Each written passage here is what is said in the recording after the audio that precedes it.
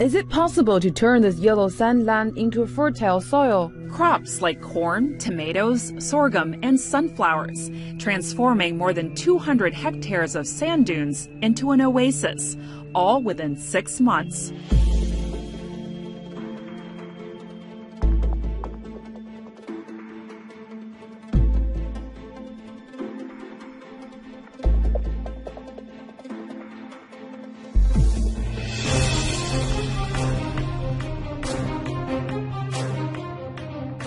Little, if any, rain and scorching temperatures, not exactly ideal conditions to support vegetation. But turning that logic on its head is this desert in North China's Inner Mongolia Autonomous Region. According to our calculation, there are over 70 kinds of crops growing here. Many are not planted by us, but they just grow themselves. Crops like corn, tomatoes, sorghum, and sunflowers, transforming more than 200 hectares of sand dunes into an oasis, all within 6 months. It's all thanks to new technology developed by researchers at Chongqing Jiatong University. They developed a paste made of a substance found naturally in plant cell walls. When it's added to sand, it's able to retain water, nutrients, and air. The costs of artificial materials and machines for transforming sand into soil is lower compared with controlled environmental agriculture and reclamation. The research team has big future plans. This fall, it hopes to transform an additional 200 hectares of desert and possibly more than 13,000 in the next few years. The method could be promising for China. In 3 years, the country hopes to reforest 50% of degraded desert land that can be treated. By 2030, the United Nations is aiming to reach zero growth of desert farmland around the world. So China's breakthrough experiment in converting sand to soil is promising for making land seemingly hostile to life fertile ground.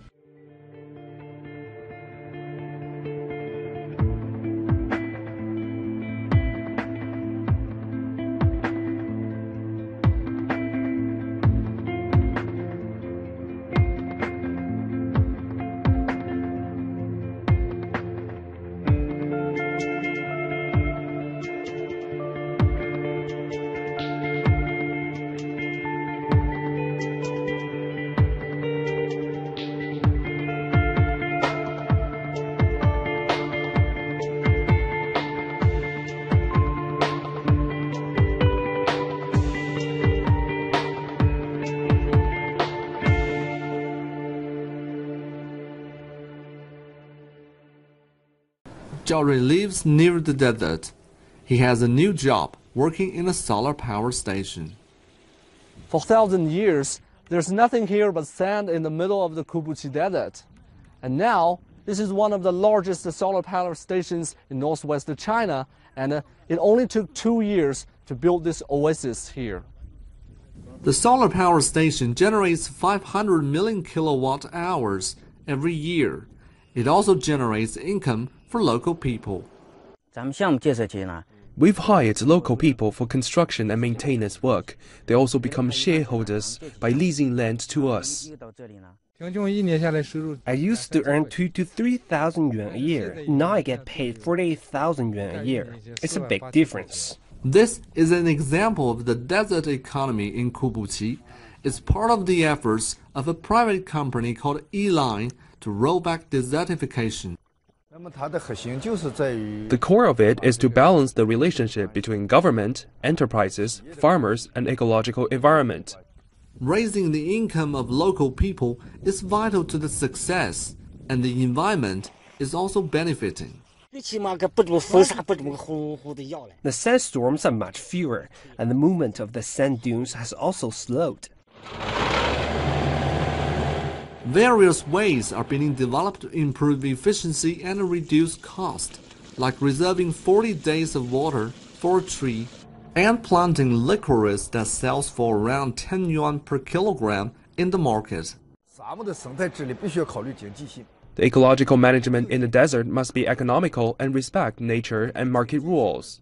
The desert economy model in Kubuqi has turned 6,000 square kilometers of desert green, created 500 billion yuan in value, and helped 100,000 farmers out of poverty. We believe this is a model that can be replicated, that can have multiplier effect, and it can be replicated everywhere in the world where we have the right kind of building blocks, what are here. Desertification affects over a fifth of China's territory and a third of its people. After years of efforts in legislation, policy, finance, mechanism, and technology innovation, China has become one of the few countries in the world that has reduced the areas under threat. Is it possible to turn this yellow sand land into a fertile soil? We plant a family of flowering plants having pods as fruits, and root modules that can extract nitrogen from the air, so the sand land can gradually become fertile soil. Dong has been working for Kubuqi Desert Technology Institution since she graduated from Beijing Forestry University. The research center is founded by Alien Resources, a private enterprise specializing in sustainable land management. They discovered growing licorice used in Chinese herb medicine in difficult terrain is not only good for business, but also for the environment. Licorice grows rhizobia, so it has nitrogen fixation. After the land has been planted with licorice, it can quickly change to soil and is then fertile for agriculture. Apart from growing the right species, uninterrupted sunlight provides much potential for capturing large quantities of solar energy. Exploiting this resource would help China meet both its energy requirements and its commitments to saving the environment. We make a flat-out effort to develop the industry of forestry in the desert. Desert industry serves both commercial and environmental needs. As a result of the improvements in the environment, natural lakes peppered round encourage locals to return and new migrants to arrive.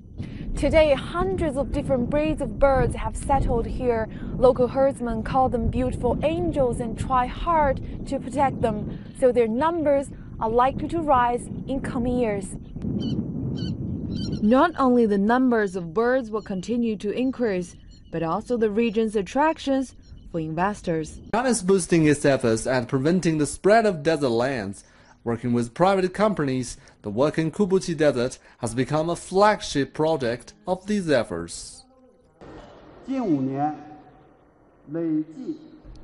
During the past 5 years, China has restored over 10 million hectares of land affected by desertification. The desert area used to increase by 10,000 square kilometers every year. Now it shrinks by 2,400 square kilometers annually. Since 2016, China has used public-private partnerships in the fight against the desertification, with companies investing in tourism and agricultural projects and farmers getting subsidies. Decades ago, this was a desolate desert. Now it's a garden, a tourism attraction in the middle of the desert.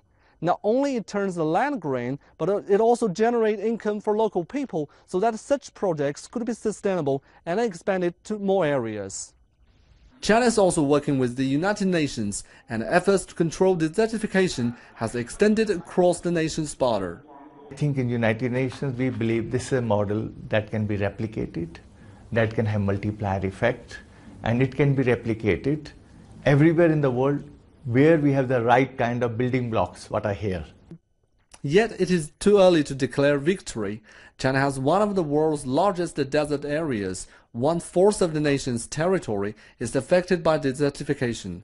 95% of that is along the Belt and Road economic zone that the country strives to revive. It requires great efforts to turn desert into green land, yet it will require more to keep it this way.